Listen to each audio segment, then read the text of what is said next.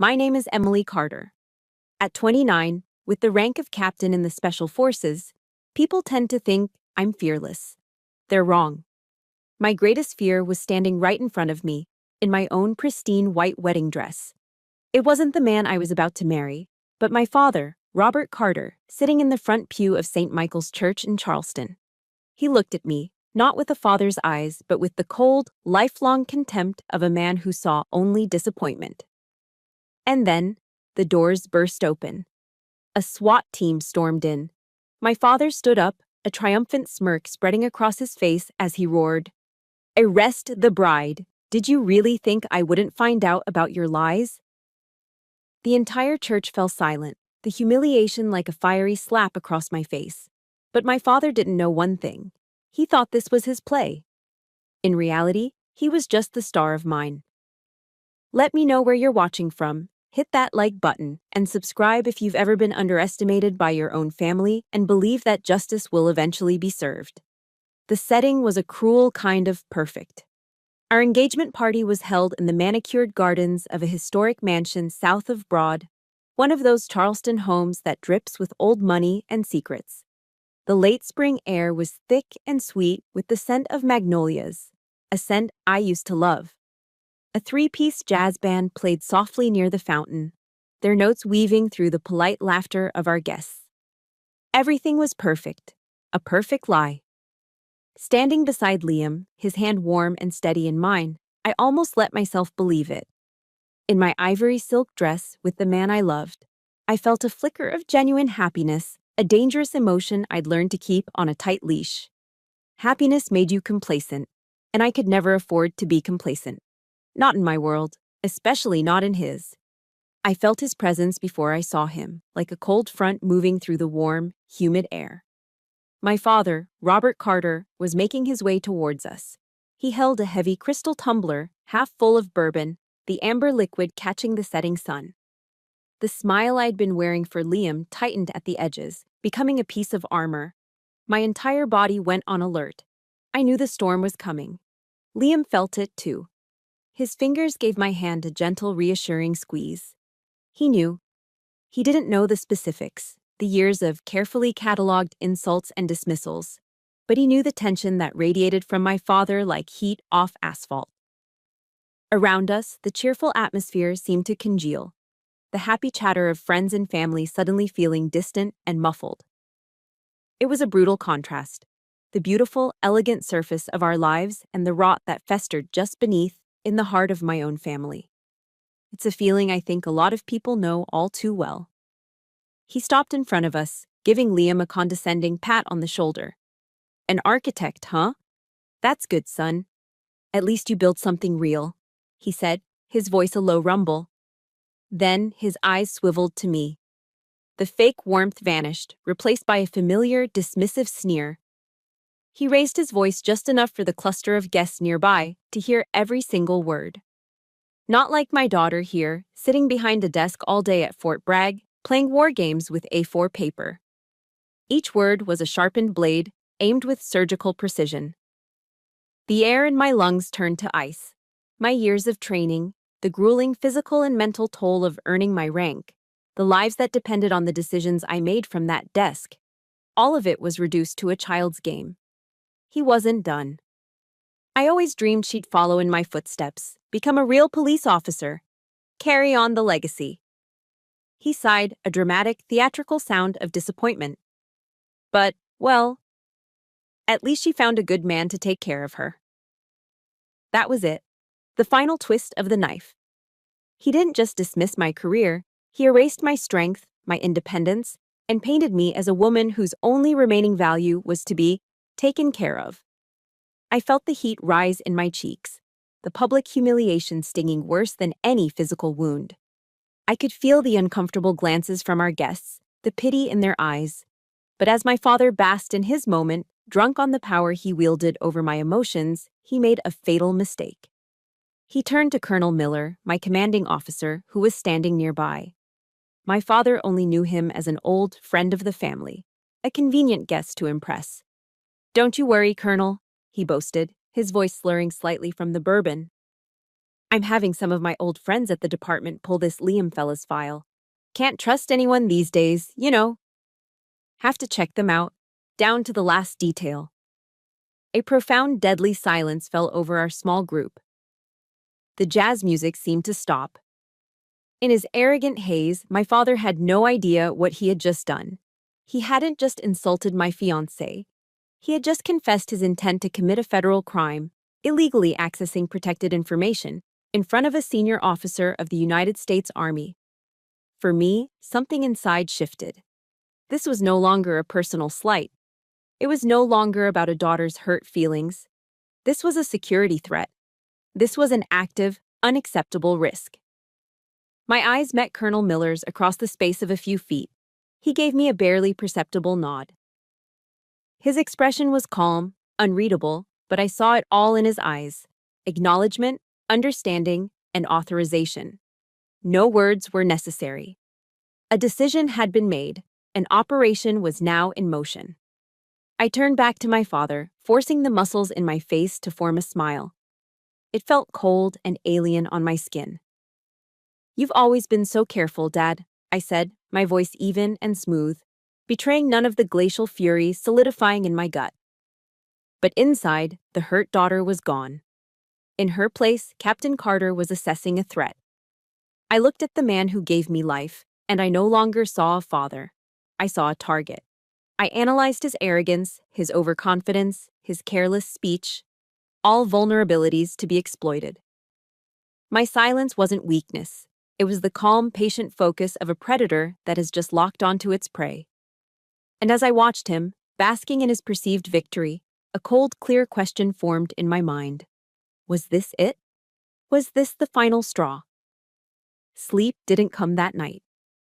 The question my mind had formed at the party, was this the final straw, kept echoing in the silence of the bedroom, sharp and insistent. It wasn't a single drop that overflowed the glass. It was the pressure of 1,000 moments, a lifetime of being weighed and measured and always, always found wanting. Liam was asleep beside me, his breathing deep and even, a peaceful anchor in my storm. I slipped out of bed, pulling on a pair of jeans and a sweatshirt. The cool night air of Charleston did nothing to quiet the noise in my head. I got in my truck and drove, the familiar streets a blur of Spanish moss and gas lamps. I ended up at the one place that held all the evidence of my long, losing battle: the climate-controlled storage unit I rented on the outskirts of town, a room full of broken expectations. Inside, under the harsh fluorescent lights, I found the old wooden chest my grandfather had made. The hinges creaked as I lifted the lid, releasing the scent of cedar and old paper. The chest was a museum of my childhood, a collection of artifacts that told a single, painful story. On top lay a yellowed newspaper clipping from the Post and Courier, dated from when my father was first promoted to commissioner. A proud photo of him, smiling and confident, a man at the peak of his power. Shoved into a corner of the chest, almost as an afterthought, was a small velvet bag. I emptied its contents into my palm. A dozen swimming medals, mostly first place from my high school career. They felt cold and cheap. I remembered the day I broke the state record in the 200-meter freestyle. I'd run to him after the race, dripping chlorinated water on the pool deck, my chest aching with pride. He'd glanced at the gold medal hanging around my neck, his expression unchanged. "That's nice," he'd said, his voice flat.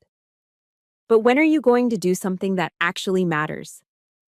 That question became the soundtrack of my life, a constant humming reminder that nothing I did would ever be enough. The medals, the academic awards, the commendations from my training, they were all just nice trifles. Because in his world, there was only one thing that mattered: the Carter legacy. My father was obsessed with it, and to him, that legacy had a name: Police Chief David Carter. His own father, my grandfather.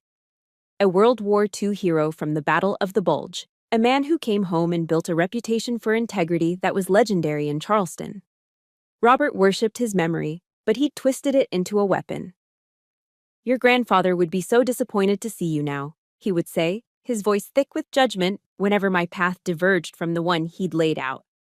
He'd say it when I chose military history over criminal justice, when I excelled at long-distance running instead of joining the police athletic league. But that wasn't the grandfather I remembered. My grandfather was the one who took me out to the marsh to teach me how to shoot his old service revolver. He's the one who spread topographic maps across the living room floor and taught me how to read the land. "Your mind, Emily," he told me, tapping my forehead with his finger, "is the most powerful weapon you'll ever carry. Don't let anyone, especially not a man who underestimates you, convince you otherwise." He saw me. He saw my potential, not as a carbon copy of the men before me, but as myself.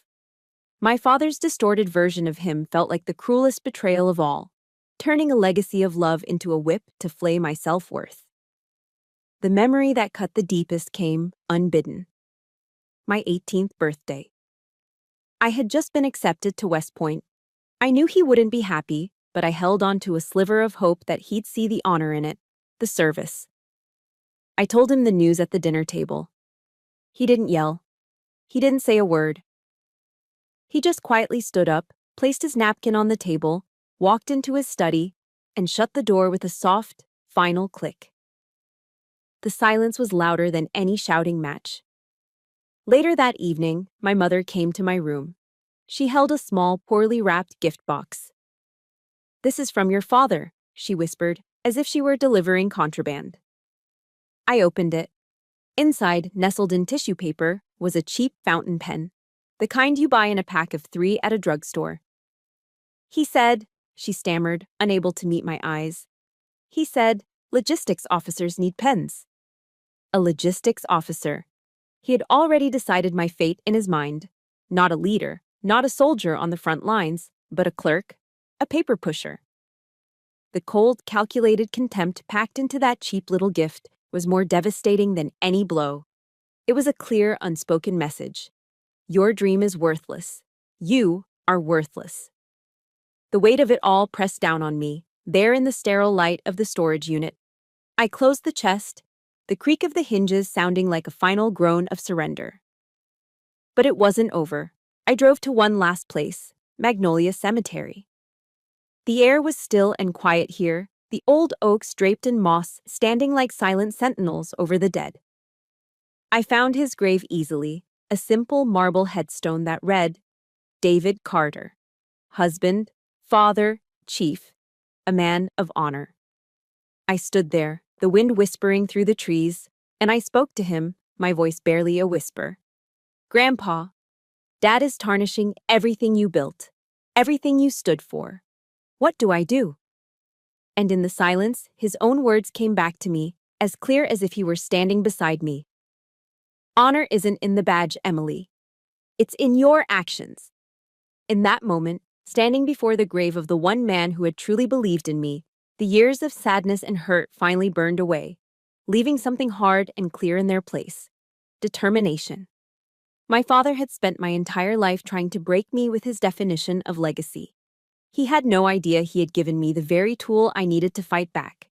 I would not let him destroy my grandfather's real legacy. I would not let him destroy my future. I would act, not for revenge, for honor. It was a silent vow, made under the stars in a place of ghosts and memories, but it was stronger than any oath I had ever sworn.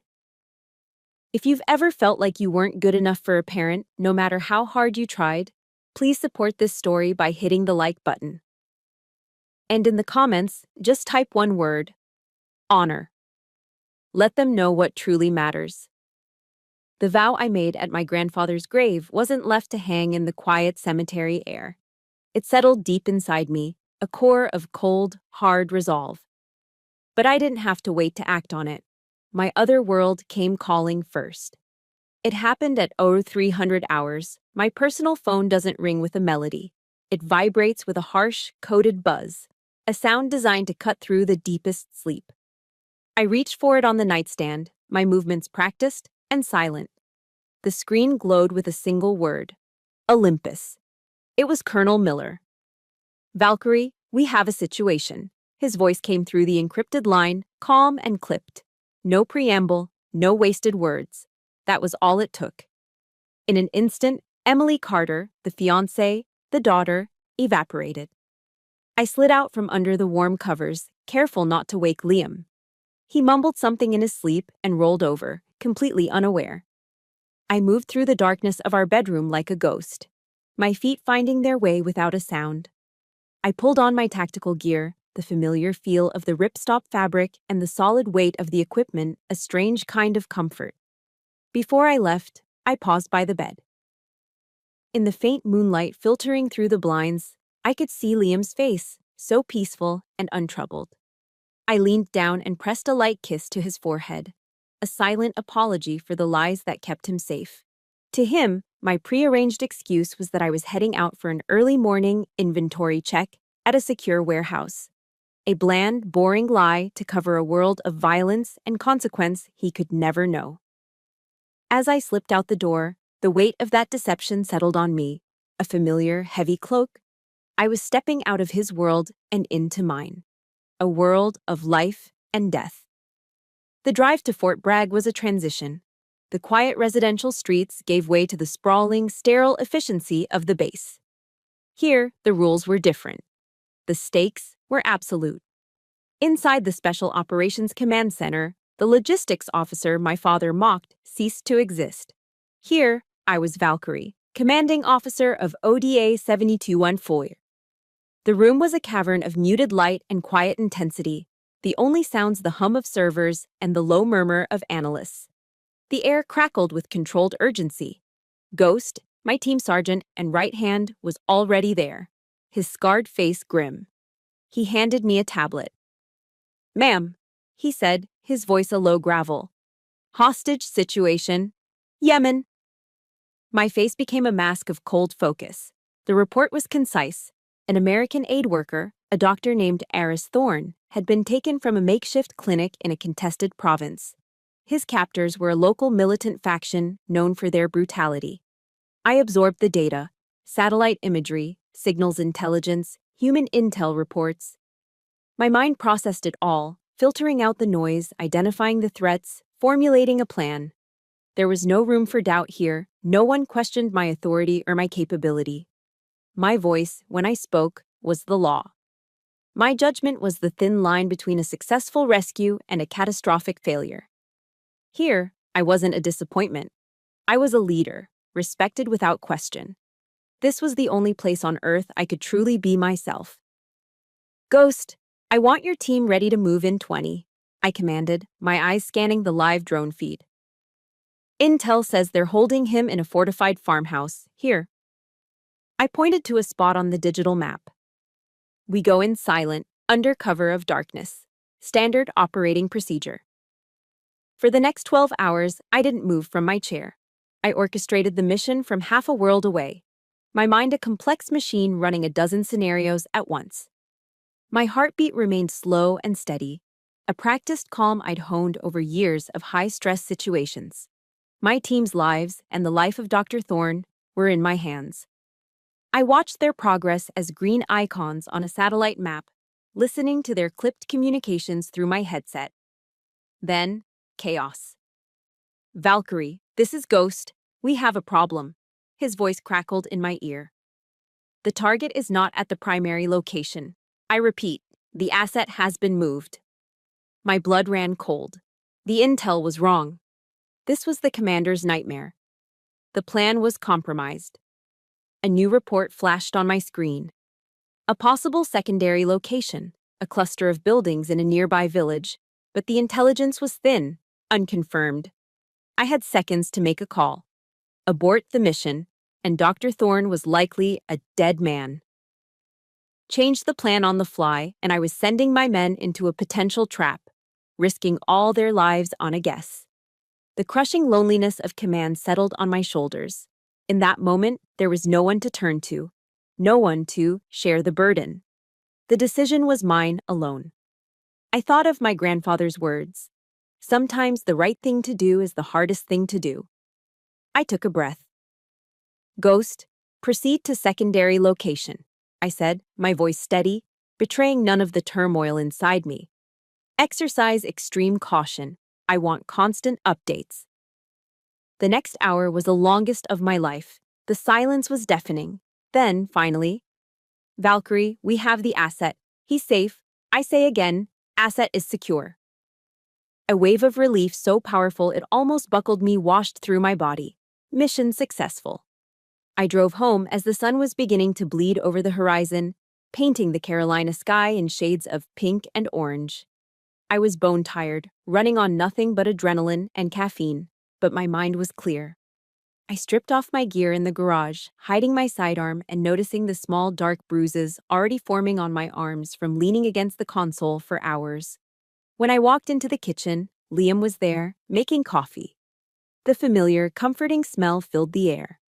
He turned and gave me his warm, easy smile. "Rough night, honey?" he asked, his eyes full of sincere concern. "The usual," I replied, the lie tasting like ash in my mouth. "Just paperwork." He wrapped his arms around me, and I leaned into him, closing my eyes. I had just commanded a team of elite soldiers, made a life-or-death decision, and saved a man's life from thousands of miles away. But I could never share that victory, that terror, that truth, with the man I loved more than anything. This was the price of my two worlds, the cost of being Valkyrie. For the first time in a long time, I wasn't alone in my fight. The silent decision made at the engagement party now needed a voice, a plan. The next morning, I found myself standing outside Colonel Miller's office. His office wasn't like the sterile, uniform spaces of most military commanders. It felt more like a historian's study, a sanctuary. The walls were covered with antique maps of forgotten battlefields. Sunlight streamed through the large window, illuminating the worn leather of the chairs and a simple wooden plaque on the wall. It held a quote from Theodore Roosevelt.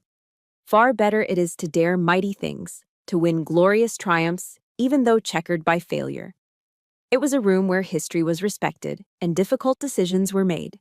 He was waiting for me. Two thick ceramic mugs of black coffee, strong enough to strip paint, sat on his desk. There was no small talk. He just gestured to the chair opposite him. "Talk to me, Valkyrie," he said, his voice calm and even. I laid it out for him. Not as a wounded daughter seeking sympathy, but as a senior officer reporting a credible threat. I was clinical, precise, removing all emotion from my voice.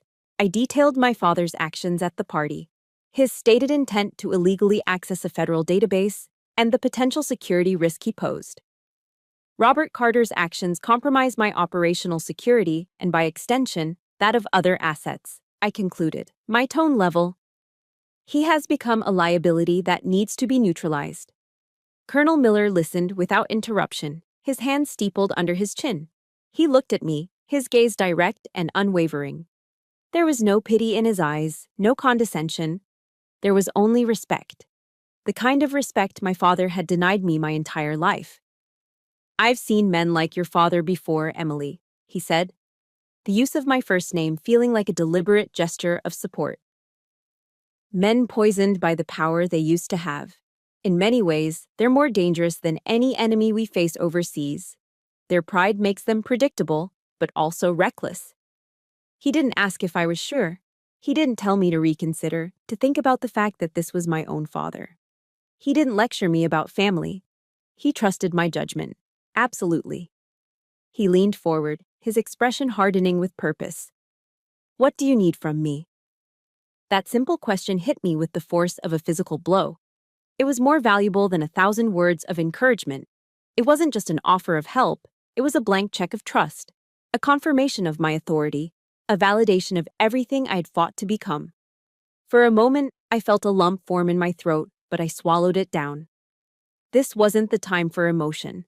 This was the time for action. My next meeting took place far from the formal structure of Fort Bragg. It was at a dive bar just off post, a place with sticky floors, the smell of stale beer, and the quiet ghosts of soldiers who had come and gone. It was the kind of place where oaths of loyalty were sealed over cheap whiskey, and they meant more than any contract signed in a lawyer's office. Ghost was waiting for me in a dark corner booth. He nursed a bottle of beer, his scarred, impassive face making him blend into the shadows. I slid into the seat across from him. Again, I kept it brief, professional. I laid out the tactical situation, the need for a small, discreet team for a sensitive domestic operation. I didn't get into the emotional details. He didn't need them. He listened, his dark eyes never leaving my face. When I finished, he just nodded once. "Whatever you need, Captain," he said, his voice a low rumble. "My team is your team. We're ready." He paused for a beat, then looked down at his beer bottle, turning it slowly in his hand. "My old man was a piece of work, too," he added, his voice dropping even lower. "I get it." That was all he said. But in that small, gruff admission, a bond was forged that was stronger than any order I could give. His loyalty wasn't just duty. It was born from a shared understanding, from the silent brotherhood of those who had survived the wars, fought within their own homes. I knew then, with absolute certainty, that he would follow me into hell and back. I left the bar feeling a warmth spread through my chest, a feeling I hadn't realized I'd been missing so desperately. Hope. But the warmth turned to a familiar, chilling loneliness later that night. Liam and I were in the kitchen, making dinner together. The smell of garlic and basil filled the air, and for a few minutes, everything felt normal. We were just a couple, planning a wedding, building a life. Liam stirred the pasta sauce, his expression thoughtful. "You know, I think you should talk to your dad," he said, his voice full of the genuine, well-meaning kindness that I loved so much. "The wedding is so close, it would be good to get everything sorted out before then." I forced a smile, but it felt brittle. "I'll sort it out, honey. I promise." How could I explain it to him? How could I tell this good, decent man that sorting it out didn't mean reconciliation? It meant executing a tactical operation. I couldn't tell him his future father-in-law was a security threat I was actively planning to neutralize. The secret stood between us, a wall of glass, invisible but impenetrable. He pulled me into his arms, and I rested my head on his chest, listening to the steady beat of his heart. And in the safety of his embrace, surrounded by the man who was my future, I had never felt more alone. My real family, the one forged in trust and shared purpose, was waiting for my command. But I had to hide them, and the truest part of myself, from the man I was going to marry. With my allies in place, there was no hesitation. The vow I made at my grandfather's grave shifted from a whisper of hope to a concrete plan of action. We called it Operation Nightingale. A nightingale sings most beautifully just before the dawn, and my father's downfall would be the prelude to my new life. Sun Tzu's words echoed in my mind: "Know your enemy and know yourself, and you will not be imperiled in 100 battles." I knew my father's greatest weakness was not his temper, but his monumental arrogance, and I would use it to destroy him. The first phase began in a secure, windowless room at Fort Bragg, a sensitive compartmented information facility, or SCIF. My team's tech specialist, a young genius we called Hex, worked his magic. On his multiple screens, the internal database of the Charleston Police Department came to life. "Okay, Captain," Hex said, his fingers flying across the keyboard. "I'm creating the ghost file now." He built a digital breadcrumb trail, a fabricated profile under Liam's name. It was a masterpiece of subtle misinformation. It contained nothing concrete, nothing that could truly harm Liam's reputation, but was filled with vague, suggestive red flags, notes about questionable real estate transactions, a flag to investigate foreign contacts, a mention of a sealed juvenile record that never existed. Hex then placed the file under a low-level security classification, just secure enough to look important, but accessible enough for someone with old credentials and a sense of entitlement to pry open. My father wouldn't be able to resist the bait. "The trap is set," Hex confirmed, leaning back.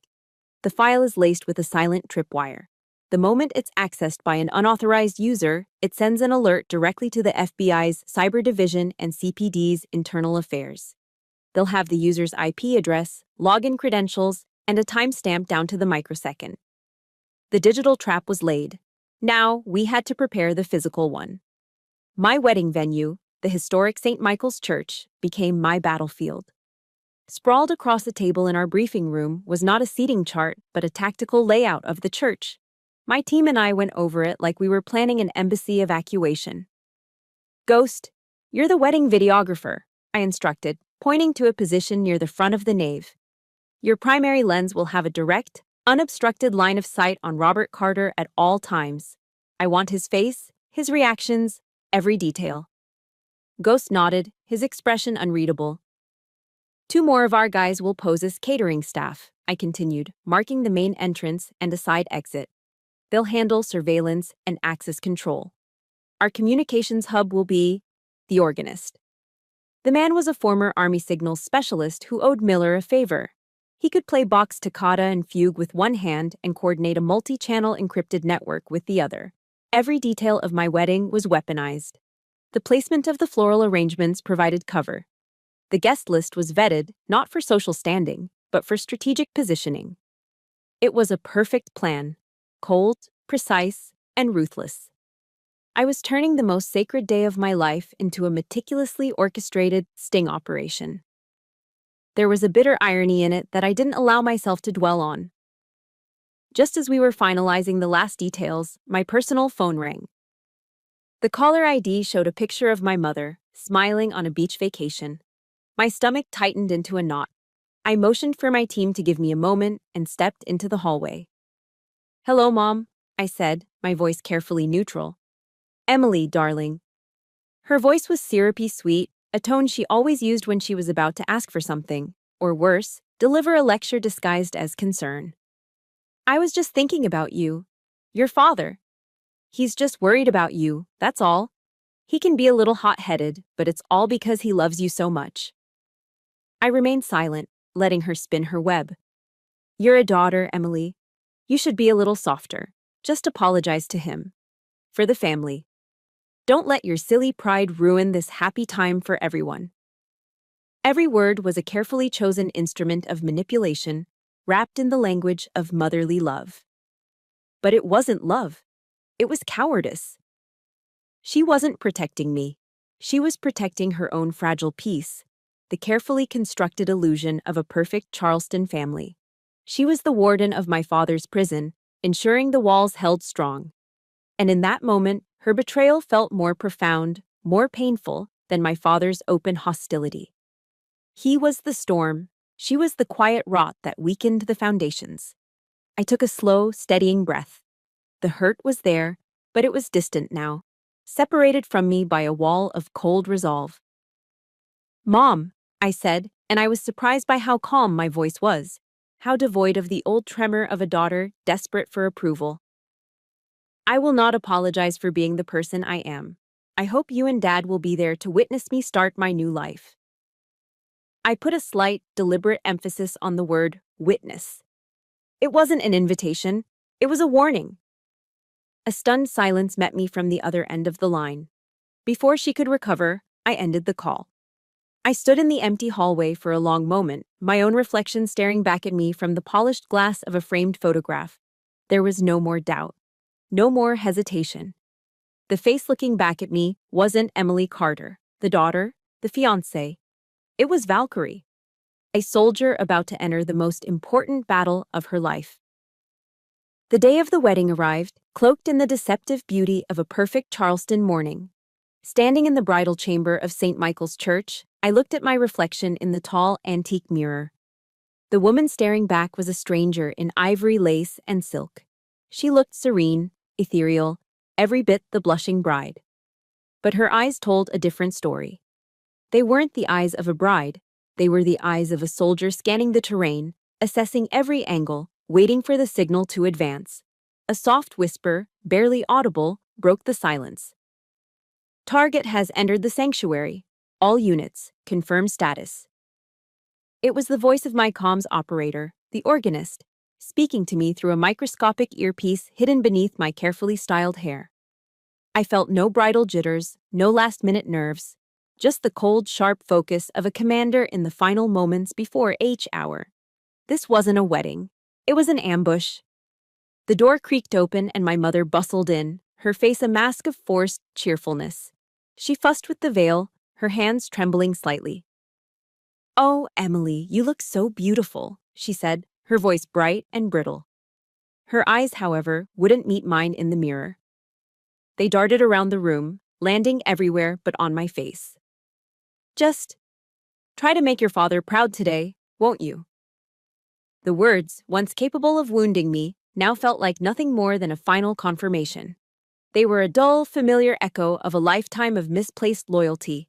I didn't feel pain. I just felt the last embers of hope for her finally turn to ash.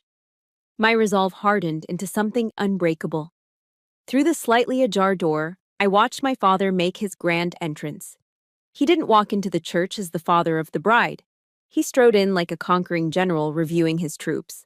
He nodded condescendingly to the guests, shook hands with the mayor and a few city councilmen, his chest puffed out with self-importance. He was completely oblivious to the fact that the polite catering staff he breezed past were two of the most lethal operators in the U.S. Army. His gaze swept over the videographer in the front, Ghost, and dismissed him with a contemptuous glance. He had no idea that the professional-grade camera lens was not just capturing memories, it was gathering evidence. My father's arrogance had always been his defining trait, but today it was also his fatal flaw. It made him blind. It made him the perfect prey. Finally, the moment came. My father appeared at the door of the bridal chamber to perform his duty, to walk his only daughter down the aisle. It was a hallowed tradition, a symbol of a father's love and protection. For us, it was the final move in a deadly chess game. He took my arm, his grip surprisingly firm, proprietary. We stood together in the narthex. The massive oak doors of the sanctuary closed before us, shutting out the expectant murmurs of the guests and the soft prelude from the organ. In this small enclosed space, his presence was suffocating. He leaned in close, his breath smelling of expensive bourbon and something sour. His voice, a venomous whisper meant only for me, coiled in my ear. After today, you're finally going to learn your place, girl. You should have listened to me from the start. And then he leaned back and kissed my cheek. It wasn't a kiss of fatherly affection. It was cold, dry, a seal of ownership, a final brand of his contempt upon my skin. The kiss of Judas. That was it. That was the last straw. The final unforgivable insult delivered in the very threshold of the church, moments before he was to present me to my future husband. For him, it was a declaration of his ultimate victory. For me, it was the green light, the signal to execute. I didn't flinch. I didn't pull away. I held his gaze, my own expression a placid mask. I gave a slight, almost imperceptible squeeze to the bouquet of white roses in my hands, feeling the tiny, powerful microphone hidden deep within the stems. It was active. Everything was in place. Then, the deep, resonant chords of the pipe organ began to swell, the sound vibrating through the stone floor. The great oak doors swung open. Every head in the church turned. A sea of faces, some smiling, some weeping with joy. But I only saw one. At the far end of the long aisle, standing before the altar, was Liam. His face was lit with an expression of such pure, unadulterated love that it momentarily stole my breath. In his eyes, I saw our future. I saw the peace I had fought so hard in so many ways to find. For one fleeting, beautiful second, I felt it. The quiet, profound serenity I'd always craved. But I knew it was just the calm before the storm. This sacred aisle was not a path to my husband. It was my battlefield. And with my enemy's arm linked through mine, I took the first step forward. Each step was measured, steady, unwavering. The game was on. This is the moment everything changes. If you believe that a person's worth is defined by their own actions, not by the judgment of others, please hit the like button for Emily. And in the comments, type one word, walk. Let's walk this path with her. We stood before the altar, Liam's hand holding mine tightly. The scent of lilies and old prayer books filled the air. The minister smiled warmly, his voice echoing slightly in the vast vaulted space of St. Michael's. He reached the pivotal moment in the ceremony, the ancient words hanging in the air. If anyone has just cause why these two should not be joined together in holy matrimony, let them speak now, or forever, hold their peace. The silence that followed was shattered. The great oak doors at the back of the church burst open with a deafening crash.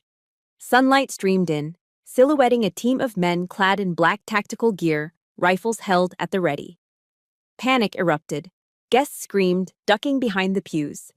The organist, my man on comms, let out a single, discordant note that shrieked through the sanctuary before falling silent. Liam instinctively moved to shield me, his body a warm, solid wall in front of mine. But I didn't move. I stood perfectly still. From the front pew, my father rose to his feet. His face was not one of fear or confusion. It was illuminated with pure, unadulterated triumph. This was his moment. This was the culmination of his grand plan to reclaim his authority, to put me back in my place. He was the director of this play, and the final act had just begun. He pointed a shaking, accusatory finger directly at me, his voice booming with righteous fury, a performance for the ages. "Did you really think I wouldn't find out about your lies?" he roared, his voice bouncing off the stone walls.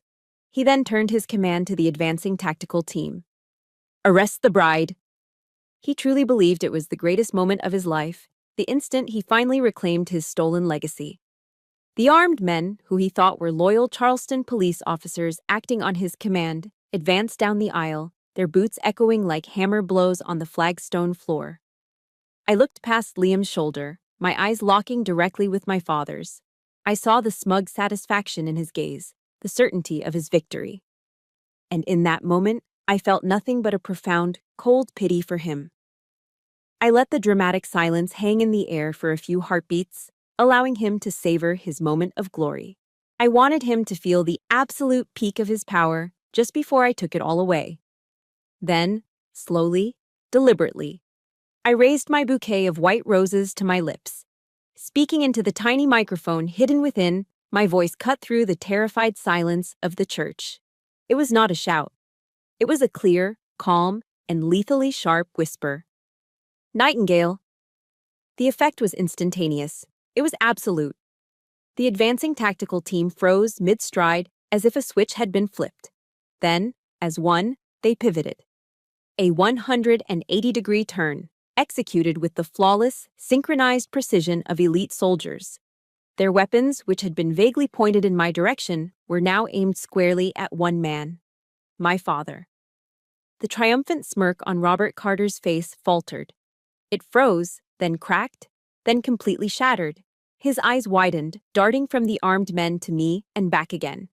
Confusion warred with disbelief, and then a wave of dawning, sheer terror washed over his features as the horrifying truth crashed down upon him. He was not the hunter. He was the prey. And he had walked directly, arrogantly, into a trap he never even saw. A figure rose from the second pew, where the most distinguished guests were seated. It was Colonel Miller. He was no longer the unassuming family friend.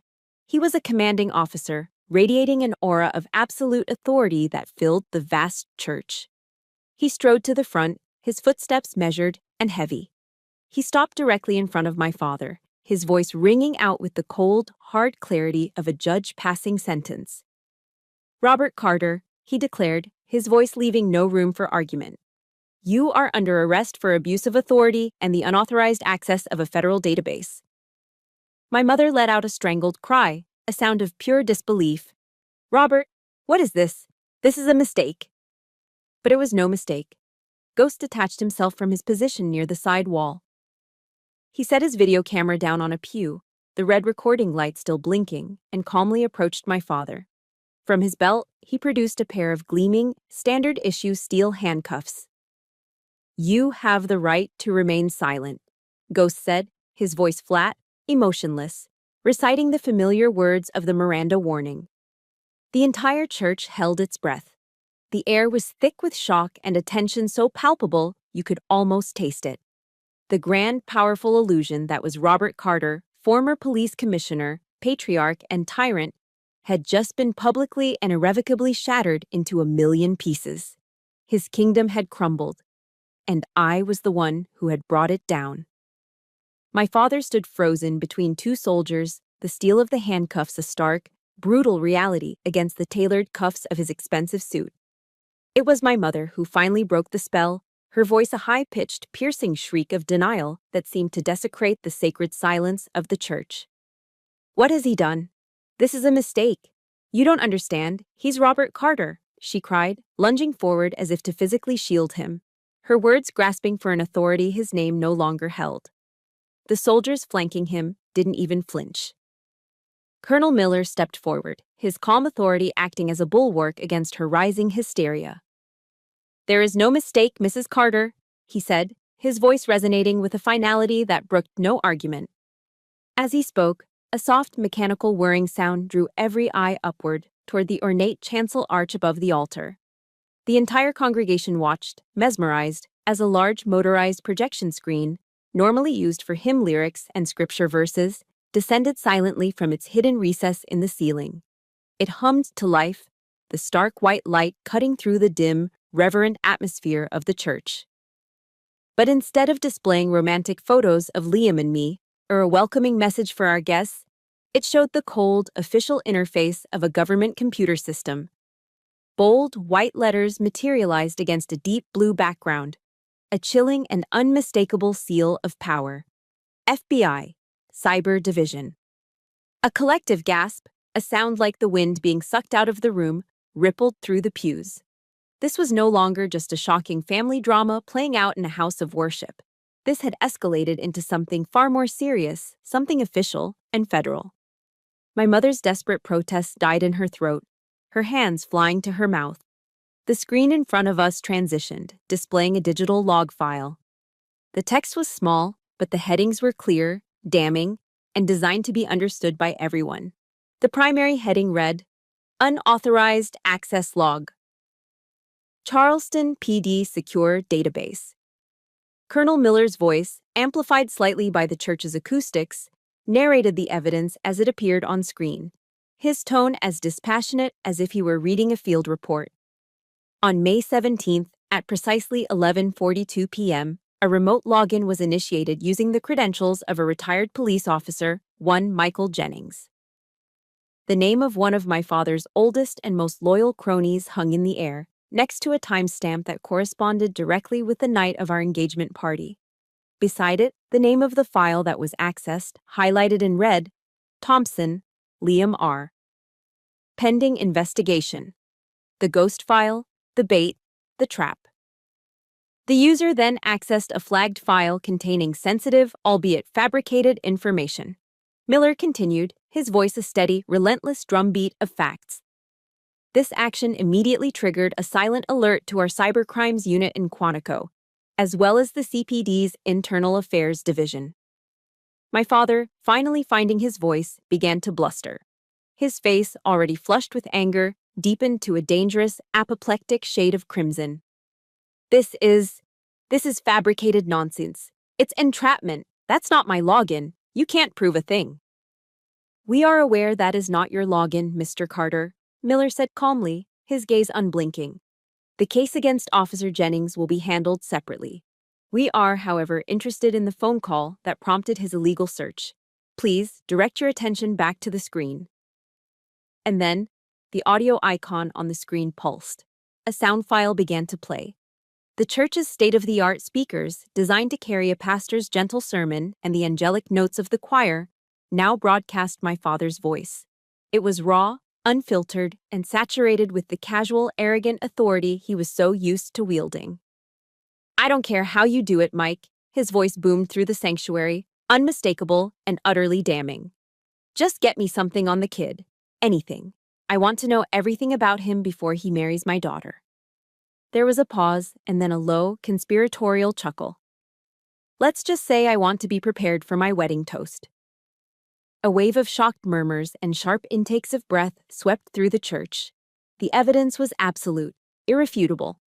The crime, the conspiracy to commit it, and the petty vindictive motive, all laid bare for every one of his friends, colleagues, and family members to hear. There was nowhere left for him to hide. Ghost, who had retrieved his camera, was no longer filming the wide shot of the chaotic scene. The lens was now zoomed in, a tight, merciless close-up on my father's face. In that moment, the entire church, every guest, every person he had ever lorded his power over, witnessed the complete and utter implosion of Robert Carter. I watched him, my perspective shifting from that of a participant to a clinical observer. I saw the initial blustering rage on his face curdle into slack-jawed confusion. I saw that confusion morph into a dawning, horrifying recognition as he heard his own voice, his own words, condemning him beyond any hope of denial. His eyes darted frantically from the screen to Colonel Miller, then to me. And in them, I saw the final, devastating realization. He didn't just see the evidence against him. He saw the architect behind it all. He saw the entire brilliant, ruthless campaign orchestrated by the very daughter he had dismissed as a worthless, paper-pushing clerk. He seemed to physically shrink inside his expensive suit. The powerful, imposing figure of the former commissioner, the proud patriarch of the Carter family, vanished. He was replaced by a pathetic, cornered old man, exposed not as a fallen hero, but as a common criminal caught in his own petty web of deceit. He looked small. He looked defeated. The soldiers began to lead him away. As they passed the front pew where I stood with Liam, he stopped, his body rigid. He turned his head and locked his eyes on me. They burned with a toxic, impotent mixture of pure hatred and utter disbelief. He was searching my face for something: triumph, tears, a daughter's gloating victory. He found none of it. I simply looked back at him, my expression a carefully constructed blank. My heart wasn't pounding with glee. It was still. The war was over. The objective had been achieved. There was nothing left to feel but the vast empty space where a father's love should have been. He opened his mouth, a guttural sound forming in his throat, but no words came out. The soldiers gently but firmly pulled him along, escorting him down the long aisle he had so arrogantly strode down just minutes before. My mother, her face a mess of tears and mascara, stumbled after them. The great oak doors of the church swung shut behind them, the sound echoing with a heavy, profound finality. And then there was silence. Not the shocked, panicked silence from before. This was a different kind of quiet. It was the deep, unshakable silence that comes only after the truth, in all its brutal and cleansing clarity, has finally been revealed. The heavy silence that fell after my father was escorted out was a vacuum, pulling all the air and sound from the historic church. The guests sat frozen in their pews, a sea of shocked faces. The minister looked utterly lost, his Bible held limply in his hands. It was a moment suspended in time, the aftermath of a detonation. Then Colonel Miller, who had returned to his seat, broke the spell. He stood up, and in the profound quiet, his voice was a clear, steady beacon. He turned to the bewildered minister. "Apologies for the interruption, Pastor. Please, continue with the ceremony." His words were an order, a return to normalcy, a declaration that the darkness had passed and the light was being reclaimed. A collective sigh of relief seemed to whisper through the sanctuary. Liam's hand, which had never left mine, tightened its grip. He turned to me, and I braced myself for the questions, the confusion, the shock. Instead, his eyes were clear. There was no doubt in them, no fear, only a look of profound awe and a love so deep it anchored me. "I always knew you were special," he whispered, his voice thick with emotion. "I just never imagined how much." And for the first time that day, a genuine smile touched my lips. It felt like a sunrise after a long, dark night. I felt a wave of lightness, of relief, so pure it was dizzying. I looked over my shoulder.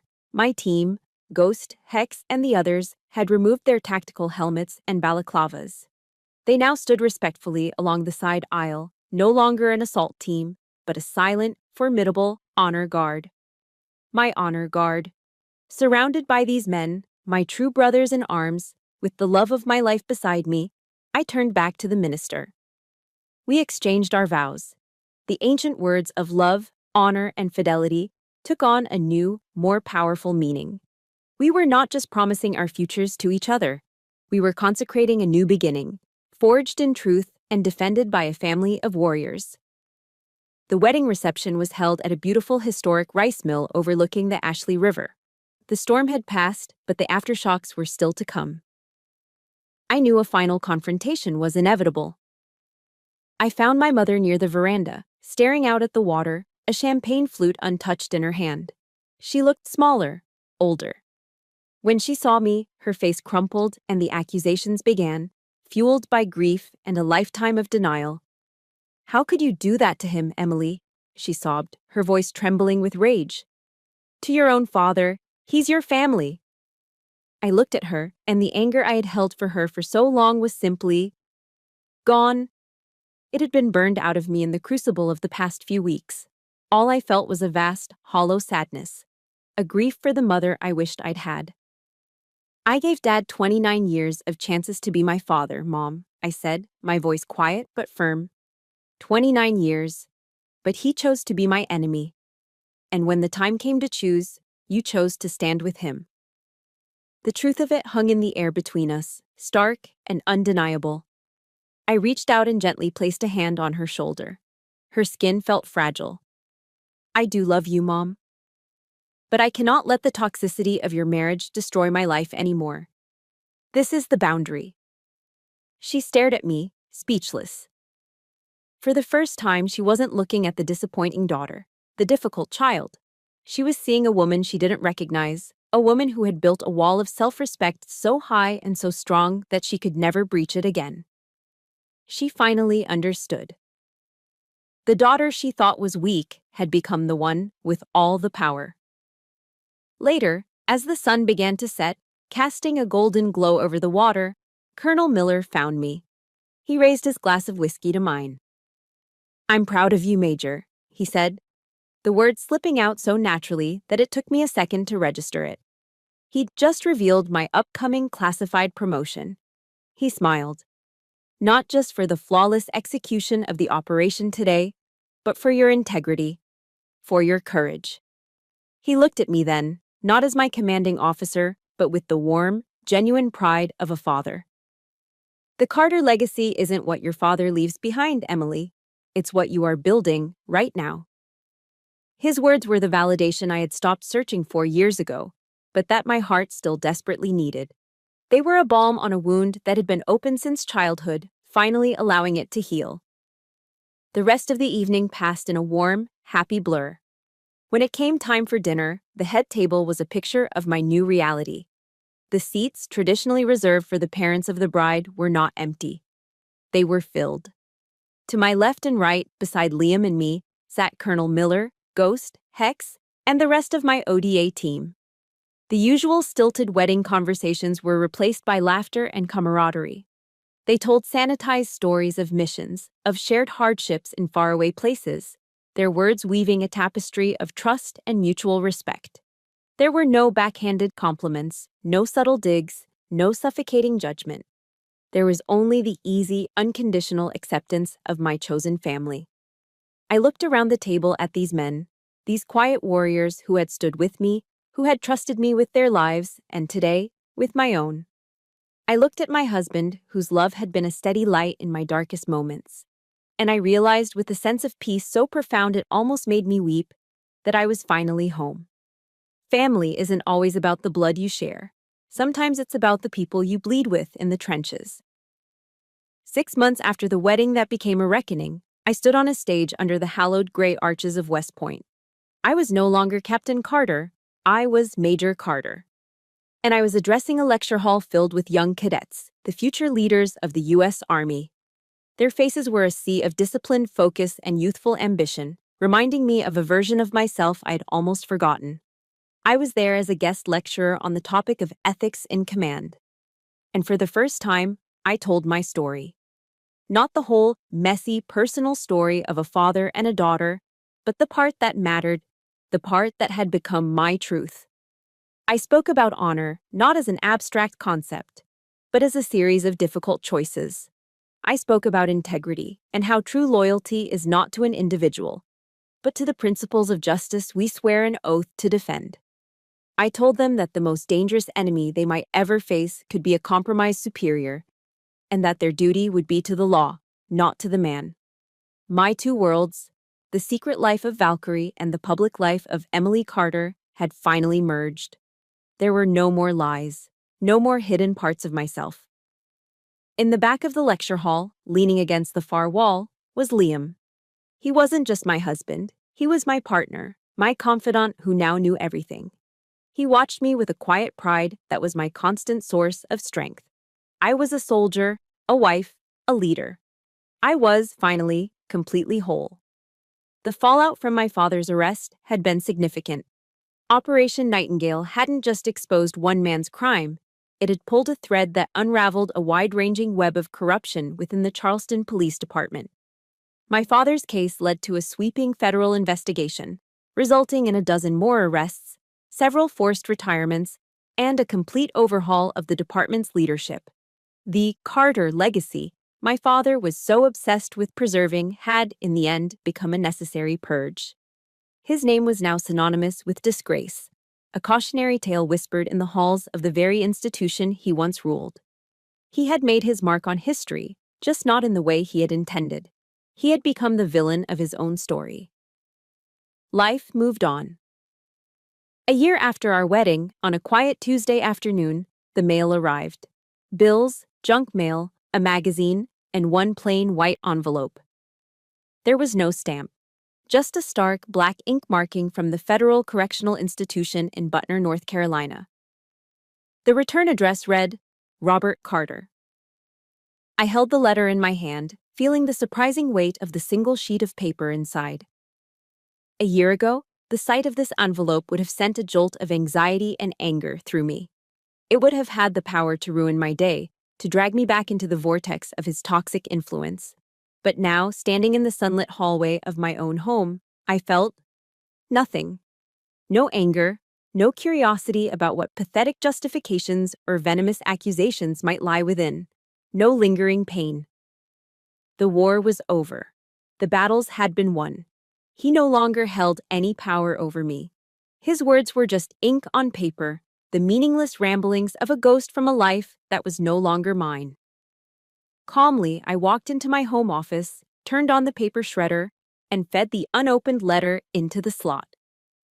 The machine whirred to life, and in a matter of seconds, his final attempt to reach me, to control my emotions, was reduced to a cascade of meaningless, cross-cut confetti. I didn't even watch it finish. I just turned and walked away. I went out into the backyard. It was a perfect autumn afternoon, the air crisp and clean. Our golden retriever, General, was chasing a tennis ball across the lawn, his barks full of goofy, unrestrained joy. Liam was there, laughing as he threw the ball again. He saw me and his smile widened. I walked up behind him and wrapped my arms around his waist, resting my chin on his shoulder. He leaned his head back against mine, and we stood there for a long moment, just watching our dog play, bathed in the warm afternoon sun. This was it. This was the peace I had fought for. Not the tense, adrenaline-fueled quiet before a mission, but the deep, soul-settling tranquility of a life built on truth, love, and a hard-won sense of honor. I finally understood what my grandfather had tried to teach me all those years ago. A true legacy isn't a name carved on a building or a rank pinned to a uniform. It's not something you inherit. A true legacy is the peace you build for yourself, brick by brick, choice by choice. It's the quiet dawn you create with your own two hands. And that is my story. The journey wasn't easy, but the peace I found on the other side was worth every battle. I share this because I know I'm not alone. So many of you have fought your own wars in the places that were supposed to be your sanctuary, and my heart is with you. If you take anything from my experience, let it be this. You are the author of your own legacy. Your honor is defined by your actions, and your peace is the most sacred ground you can ever claim. If my story moved you, please support our channel by liking and subscribing. And in the comments, I'd be honored if you would share one word: legacy. Let's remind each other what we are all building.